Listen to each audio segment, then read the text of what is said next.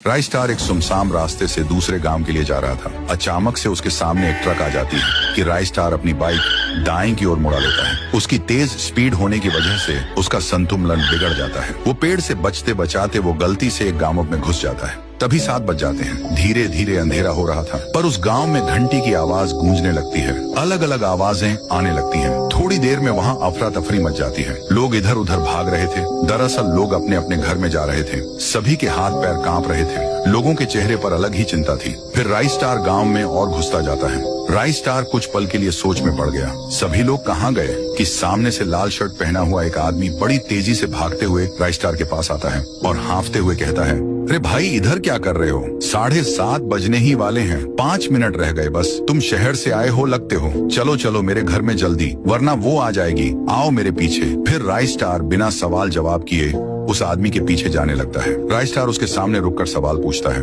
अरे भाई, ये यहाँ पर क्या हो रहा है? तुम मुझे 7:30 बजे से पहले अपने घर में क्यों लेकर आए? और ये अजीब सी घंटी की आवाज क्यों गूंज रही है? आदमी कहता है, अरे मैं पागलों जैसी बात नहीं कर रहा हूँ। इसका सच जानकर तुम्हारे रोंगटे खड़े हो जाएंगे। इस गांव में रोज 7:30 बजे एक चुड़ैल आती है जो कि लोगों को मार के उस पेड़ में लेकर जाती है। बात हो ही रही थी उसी सूखे पेड़ की जहाँ राइस स्टार ने अपनी बाइक रोकी थी। तभी अचानक से उस पेड़ में से वही चुड़ैल निकलती है जिसके बारे में वह आदमी बता रहा था। राइस स्टार उस चुड़ैल को देखकर दंग रह गया। बस फिर क्या था, वो चुड़ैल उन दोनों को देखकर उनके पास आने लगती है। वह उनके पास आके कहती है, राइस स्टार, ओ राइस स्टार, जरा बाहर तो आना। मैं तुम्हारी बहन जैसी हूँ ना, मुझसे डरो मत। आओ बाहर। 1 मिनट, तुम्हें मेरा नाम कैसे पता है? मैं तो तुमसे पहली बार ही मिला हूँ। अरे इसके मुंह मत लगो, इसको सारे लोगों के नाम पता है। ये खतरनाक भूतनी है। इतना कहते ही वो चुड़ैल वहाँ से तेजी से जाने लगी और वहीं पास के दूसरे पेड़ के पास जाकर रुक गई। फिर राइस स्टार सवाल पूछता है, मुझे एक बात बताओ, ये भूतनी लोगों को क्यों मारती है और ये पेड़ में आई कैसे? इस चुड़ैल में बहुत गुस्सा था।